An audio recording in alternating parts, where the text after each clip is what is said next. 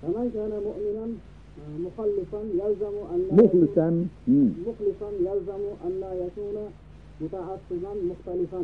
Ana mutaassib bo'lmasligi kerak. Xolis iymoni bor kishi, bildingizmi, muxlisina lahuddin, Xudo uchun dinini xolis qilgan kishilar bo'lsa, bular masalan mutaassib bo'lmasligi kerak. Mutaassib degan so'z asabiylashib, u Shofi'i u. Ana faloni o bizim mazhabdan tashqari, o'zini mazhabidan tashqari odamlarni yo'ldan adashgan nauzubillah bir boshqa dindagi odam deb hisoblaydi. Bunday demaslik kerak. بل يكون متفقا موافقا لأن الاتفاق يستلزم الاختلاف. فالاختلاف يورث الافتراق. أنا اختلاف قلدنيش تفرقوا دينهم وكانوا شيعا أنا سنة قتل الصلاة. أنا متفرق بولب guruh bolup dini o'zgarib boshqa bo'lib mana shu tariqada unikini bu gumroh deb, bu buni gumroh deb, ana shu shunday ko'r mazhab hammasi ahli sunnat va jamoat shular. Alam tara sadara al-khilaf lamma sara ismuha khilafan lam yusir. Ana uni qarang, ana mana beklar. Shajarul xilof deb nimani aytadi? Polda aytadi, pol. Polda shajarul xilof deydi. Bildingizmi? Uni hech mevasi yo'q-ku uni. Bildingizmi? Ana xilofga uchrasang, ana shu polga o'xshagan meva qilmay qolasan. Mevang bo'lmay qoladi degan so'z bo'lyapti. Bildingizmi? Halizalik yusamma xilofan. Ana shuning uchun uni xilof deb ataladi. Mevasi yo'q albatta. Ana xilof qilgan kishi mana shunaqa bemeva qoladi u. وذلك إشارة لعبيده كأنه قال عبدي لا تكن في الخلاف حتى لا تبقى محروما من ثمرة ورحمتي من ثمرة رحمتي. أنا maniki bandam bo'lsang Parvardigor go'yo xilof qila ko'rmagin, ana mahrum bo'lib qolasan agar xilof qilgudek bo'lsang. Yoyinki bir xo'jayin odam g'ulomiga aytadi, meni hukmimga xilof qilmagin. Ana xilof qilmagin, xilof qilsang meni marhamatimdan sen uzoq qolasan. Mana shunga o'xshagan. فصدقت طرق الأئمة الأربعة حتى تصل إلى محمد النبي. أنا طرق الأربعة tasdiq qilish kerak u. Hammasi ham ahli sunnat va jamoat deb bilish kerak. Ammo boqi qoldi. O'zini imomiga taqlid qiladi. Shofi'iyga taqlid qilmaydi. Nainki Shofi'iyni so'zlarini bilkul ya botil, nohaq deb bilmaydi bu.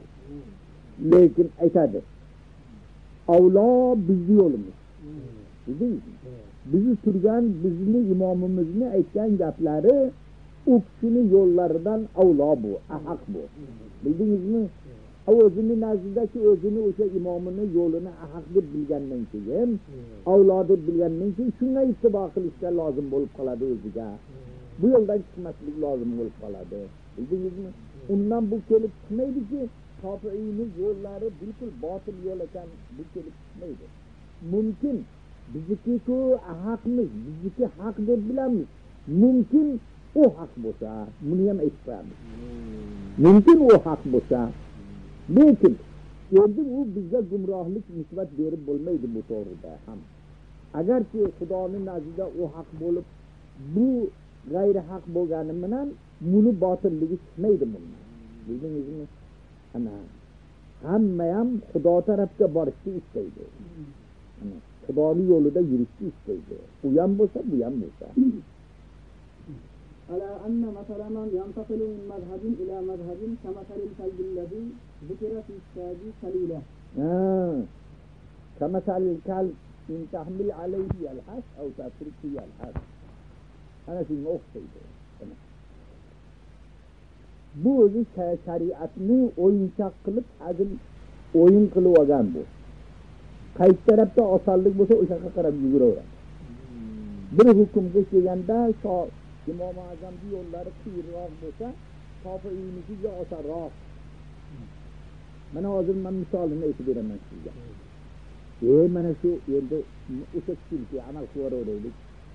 Bu shariatni bu tamattul qilgan bo'lyapti. Mana masalan uyqu Shofiy nazdida tahoratni sindirmaydimi?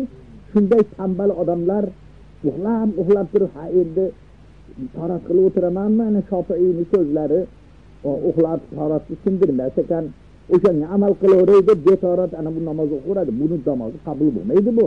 Chunki o'zini mazhabida amal qilmadimi bu? Bu betahorat deymiz buni. Tahorat qilish kerakdi. Bildingizmi? Ana endi biroq Shofiyning tarafi qiyin bo'lsa, bu bo'lmadi deb baqa o'tib olish. Bu nimaga o'xshaydi bu? Bitta qo'y do'l yugurib nari podaga qo'shilib ketadi, do'l yugurib beri podaga qo'shilib ketadi. Bildingizmi? Shu o'rtada shu muzabbab bo'lib, go aqqa yugurib, baqa yugurib, mana shunaqa. Bunday bo'lmasligi kerak. بالعادة ذلك الكلب أنه إذا سمع صوت قبل في مكان يذهب إليه ويظن أن فيها عرسا أو وليمة. Bir yerdan taraftarı ovozini eshitib qolsa, yugurib it o'sha yerga boradi. O'sha yerda bir to'y bo'lyapti, bizga suyak solar deydi. Bildingizmi? O'sha yerga yugurib boradi. Xo'p. علم الناس حيلة على ذلك الكلب. Hop. وشرطوا أن يضربوا الطبل في قريتين. كما أتى الكلب إليه سكت ويضرب الطبل في القرية الأخرى. Bu endi go'yo misol keltiryapti da bu. Odamlar shu itini aldash uchun nima qildi deng? Etka qishloqqa, etka nog'orani, o'sha yerda ham uryapti nog'orani, baqa ham uryapti. Ada nog'ora urganda it yugurib boradi aka. Ega borsaki to'y ham yo'q, chizgi ham yo'q ekan. Hayron bo'lib, biroq bog'dan nog'orani ovoz chiqsa yugurib baqa keladi. Bekdan biron bir go'sht o'lja qilib qilaman deydi. Ana shuni o'rtasida yugurib borib, aqa borib baqa kelgan itga o'xshaydi bu. Ana gördün mü misal? ففعلوا ذلك فجعل الكلب يجري بين القريتين. كلما جاء قرية منهما فتت قبله وضربت القرية الأخرى. ولم يزل كذلك حتى مات الكلب جوعا. Açılıdan öldü endi. Unga yugurdu, qishloqqa yugurdu, hech kim topilmadi. Baqa yugurdu, bag'da ham bo'lmadi. Ana shuni orasida u bitta suyakka ega bo'lmadi. Ana shunga o'xshagan u mazhabdan bu mazhabga o'tib borib, undan baqa o'tib yuraverish shuni o'rtasida ana shu o'sha suyak istagan itga o'xshaydi bu. Oxirida mahrum bo'lib qoladi. Hech nimaga ega bo'lmaydi. O'tishni misol keltirgan. Ana ko'ring-ku. وكذلك حال من لم يعتقد صحة مذهبه ولم يحفظ بسنن نبيه ولم يحفظ بسنن نبيه ويستنى بسنة القارئ. Ana sunnati kuffarga amal qiladi, Rasulullohning sunnatlariga yurmaydi, odatiy kofirlarni qiladi.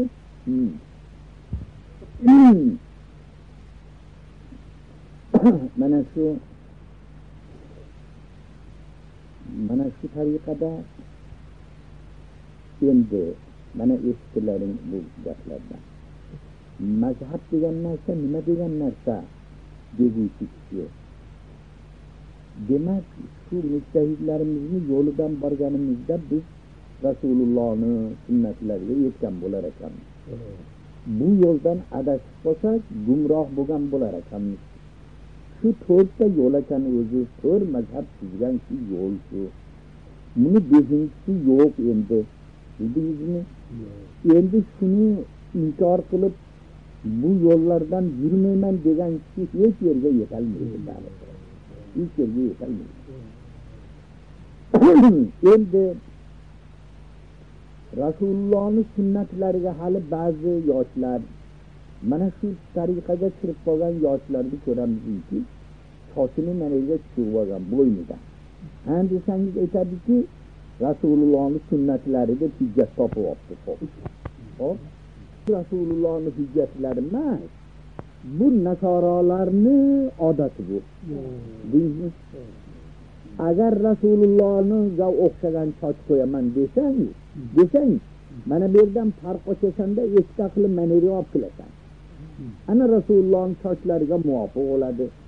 Bu seni qo'ygan soching, bu Yevropiylarning sochi bu. Bu Fransiyadan o ana tarafdan keldi bu narsa. Ruslardan keldi bizga. Ana shunga taqlid qilyapsan. Bu Ruslarning sunnati bu. Rasulullah'ning sunnatlari emas. Ko'p topib olsan vajni. Bildingizmi? Bu seni vajin ketmaydi. Men birovga aytdim.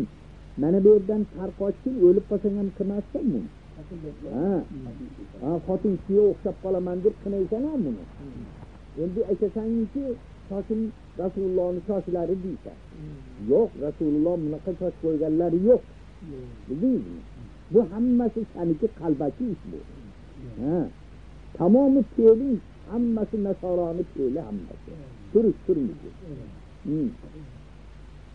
O'zingni xo'p sunnatga muvofiq deb odamlarga ko'rsatmoqchi bo'lasan. Bu emas. Bu yurgan yo'ling adashgan yo'l. Gumrohlik yo'li. Mana shu tariqada. Ana endi mazhab nima deb gapiryapti. Men tushunmayman, mazharabozlik bilan aytadi buni. Mazhab nima ekan bu deydi. Ko'rdingizmi, bu yo'ldan boshqa yo'l bilan yurolmaysan deyapti. Mana Xudo rahmat qilsin bu zotlarni. Hadislarda yo'q, oyatda yo'q. Hech bir dalil topib bo'lmaydigan hukmlar bular chiqardi. Bularni diliga Xudo ilhom qildi. Shular ilhom bilan bizga hukmlarni aytib berdi. İmam Azam rahmetullahi taala aleyh mana aytgan ekanlar, mana bir kishi ko'chadan o'tib ketib turgan ajnabiy xotin, begona xotin, birovning xotini u, birovning nikohidagi xotin. Agar bir kishi aytday bo'lsa-ki, agar men shu xotinni nikohimga olsam istaloq deb. Birovning xotini u. 3-4 yil turgandan haligini eri o'lib, nima bo'lib shu odamning nikohiga o'tdi endi. Nima bo'ldi shu?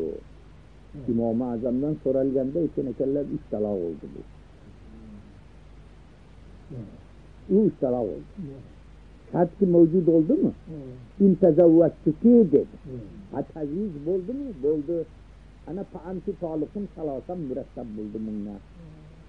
İmam-ı Şafii türü ekanlar yok. Bunu gapı lağu. Hiç kime bo'lmaydi bu. Xotinlikka olsak hiç kime bo'lmaydi. Nimaga deb u kishidan dalil so'rasa, u kishi aytgan ekanlaringki, o'sha shu gapda aytgan vaqtida u birovning xotini edi u. Birovning xotini bo'lgandan keyin mahal qabul qilmay taloq oldi deydi. Birov aytadi taloq bo'lgan yo'q deydi. Endi sizdan savol, qaysinisiga yurasiz? Qani aytingchi? Chunki etidan mujtahid o'zini aqlidan chiqarib ijtihod bilan hukm chiqardi. Siz bularning ijtihodiga yurmaysizmi? Bularni peshvoda bilmaysizmi o'zingizga? Siz o'zingiz bir hukm chiqarib beringki, buni nima deb hukm qilasiz o'zingizga ayting endi. Sizning ijtihodingizda nima bu? Taloq bo'ldimi yo'qmi? Siz uchinchi hukmni topib bo'lsiz. Bu zotlar tamom hammasini ishlab bitirib ketgan. Yo aqa yurasan, yo baqa yurasan. Undan senga uchinchi yo'l yo'q senga. Birov sendan so'rasa nima deb hukm qilasan shu to'g'rida? Mana bizdan shu masalani birov so'rasa, men shunaqa dedim, endi xotinlikka oldim. Nima bo'ldi bu desa, men 3 taloq bo'libdi deyman. Chunki meni imomim shunday degan. Bildingizmi? Mana shunaqa masalalar hammasi ahadisda yo'q, oyatda ham yo'q. Hech odamning xiyoliga ham kelmagan bu masala. Bunga nima hukm chiqarish kerak ekan? O'sha mujtahidlar, o'sha zotlar bizlarga yo'l tuzib ketdi. O'shalarni yo'lga yurmasangiz qanaqa yo'lga yurasiz endi? O'zingiz toping yo'lni endi. Bildingizmi? Mana shunaqa masalalar bor.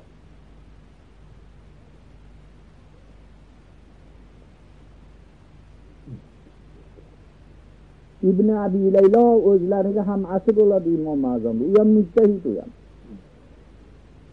Bir kishi aytdi. sen gapirmaguncha men agar gapirar ekanman xotiniga aytgan. Sen ishtalaqsan.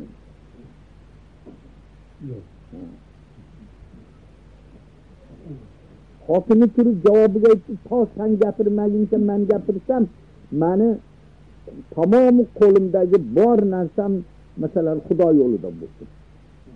G'ulomim ozod, kanizim ozod. Agar shunday sen gapirguncha agar men gapirib olsam. İbn Abi Leylaga keldi, bu masalani men bilmayman. Buni dedi o'sha asla bilmasa boshqa odam bilmaydi. O'shanga borgan. İmam Azam deyapti. Bor ishi İmam Azam. Lekin dedi nima javob bersa men oldimga kelgan dedi. Men oldimga kelgan. Aytdim nima javob bergan. İmam Azamda oldilar esa hech nima bo'lmoqda dedi. Hech nima bo'lmoqda. Bu şart qanday bo'lib bo'ldi? Hech nima bo'lmab bekor o'tib ketdi. Hasaning bekor. İbn Abi Leyla'nın oldiga kelib aytdi, shuni deyapti dedi. Nahotki shunaqa bo'lsa. Bu shart qilib qo'yibdi, u ham shart qilibdi, bu ham shart qilibdi. Endi nimaga bu bekor bo'lar ekan? İmam Azamga oxir ketdi İbn Abi Leyla ki siz qanday hukm qildingiz shuni? Ama aytdingiz nima bo'lmaydi. Qanday aytdingiz shuni? Qanday dalil bilan aytdingiz? İmam Azam aytdilar, erkakchi aytgan ekanmiki, sen gapirmaguncha men gapirsam, sen ishtalaqsan debdimi? Xotin keyin buni javobiga nima debdi? Sen gapirmasdan men gapirsam, mani erim falon bo'lsin, mani otam erim bo'lsin yo falon bo'lsin deb bu ham qasam ichsin. Bu gapirdi endi so'zda. Xotin gapirdi, tamom bo'ldi endi. Ketdi endi, tamom bo'lib ketdi. Gördü hanus bo'lmadi yerni. Bildingiz? Sen gapirguncha agar men gapirsam dedi. Xotin orqasidan javob berganda gapirdi dedi.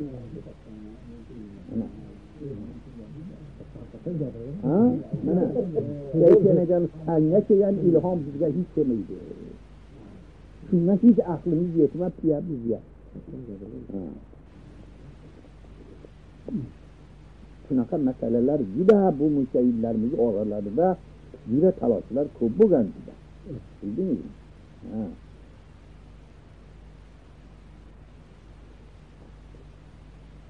Şu baytini okun.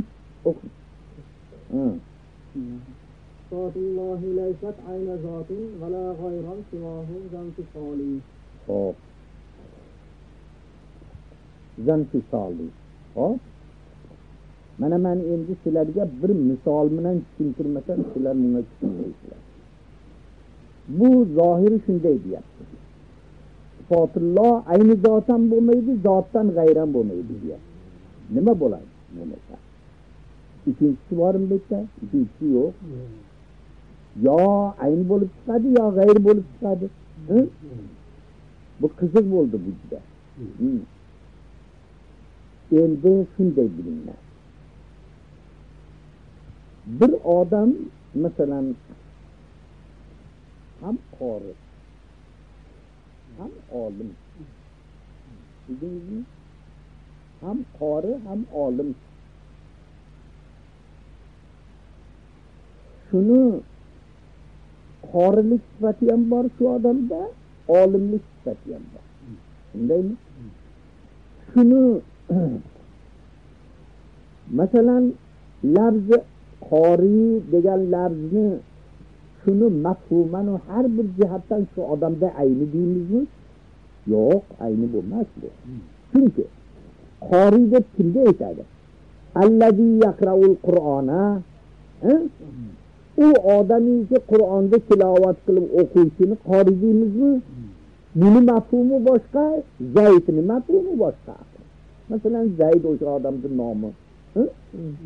Zayd hayvoni notiqi mahozat tashaqqus. Buni mafhumi shundan iborat. Bildingizmi?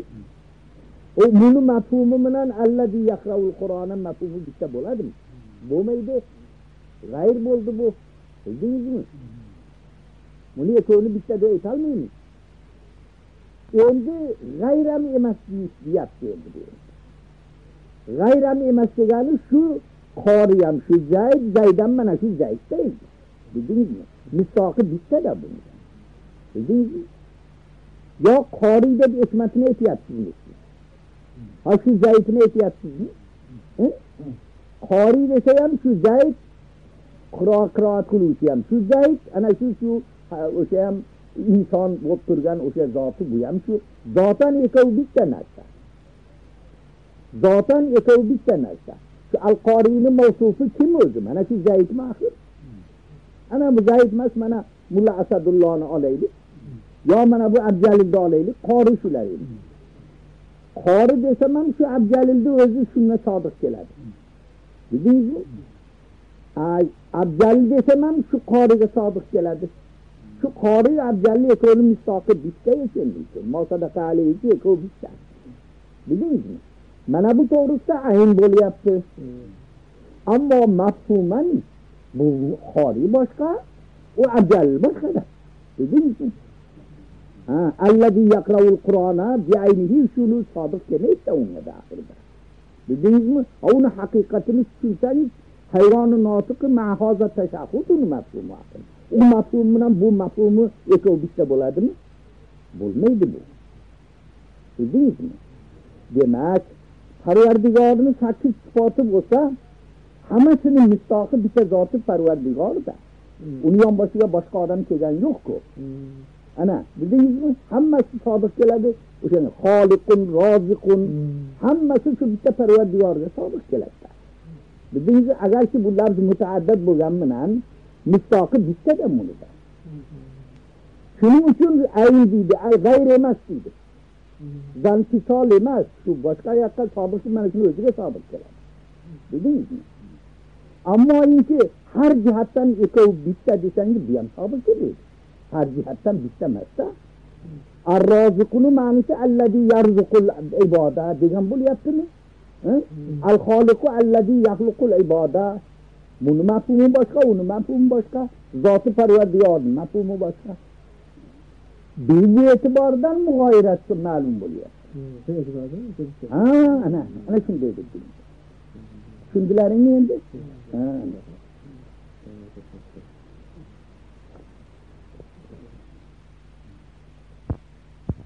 Mana bu javhar, mana bu javob.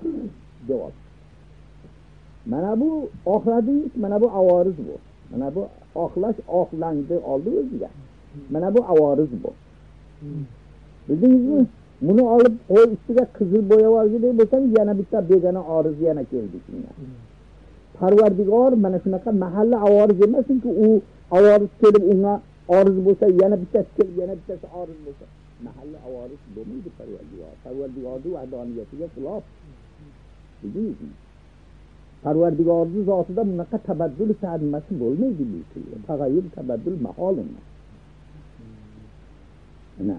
Mana shuning uchun biz aytamizki, bu sifatlarni bunga Parvardigorga isloq qilishligimiz, bu mana bu Parvardigor unga mahal o'lga turgan yo'q. Mosadaqa alayhi bitta, bu sifatlar o'zidan o'zi tabdil topsa, tabdil topaveradi. Parvardigorga tabaddul kelmaydi. Bildingizmi? Zotiga tabaddul kelmaydi. Kelsa o'sha sifatlarga keladi. Bildingizmi? Mutaaddid o'sha sifatlar bo'ladi. Buning zoti mutaaddid bo'lmaydi. Shu ashoblar ikki hissasi oldirib, tashtu bilan oldirdi. Bir hissasi qasr qilib, o'sgan chachini ichini oldirib qo'ydi. Shunda Rasululloh duo qildilar. Allohumma g'fir lil muhalliqin. Allahumma g'fir lil muhalliqin. Allahumma g'fir lil muhalliqin. Qarasaki, hali ikisini oldirganlar, qarasaki Rasululloh hech bularning nomini ham olmaydi. Faqatgina tagtu bilan oldirganlar duo qilyaptilar. Mana u ishini qilganlarni hech nima demayapti. Oxir bir sahoba aytdi, ya Rasululloh, valil muqassirin deb qo'ysinlar. 4-martabada lil muqassirin dedilar. Bildingizmi? Mana endi o'ylab ko'ringki, xalq qiluvchilarni, tagdan oldiruvchilarni Rasululloh 3 martaba duo qildilar-ku. Ikini qilganlarda 1 marta duo qildilar. O'ynam birov ilqo qildi, Inden keyin aytdilar. Ana endi topib olaversan endi, deysan endi. Ha.